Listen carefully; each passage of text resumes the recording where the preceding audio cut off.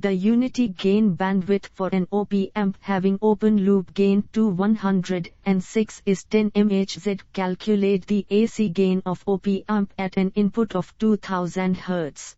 A 2000, B 5000, C 10,000, D 12.5.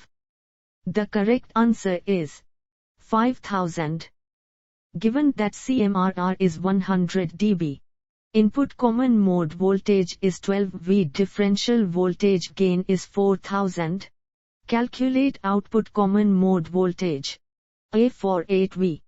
B 0.48 V. C 20 V. D 11 V. The correct answer is 0.48 V. What is the use of the compensation capacitor in op-amp? A. Improves the amplification of op-amp. B. Decreases the slew rate of op-amp. C. Increases the bandwidth of op-amp. D. Op-amp acts as all-pass filter. The correct answer is decreases the slew rate of op-amp.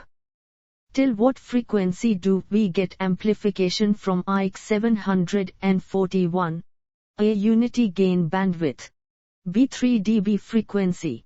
C. Infinity. D. UGB FOL. The correct answer is unity gain bandwidth.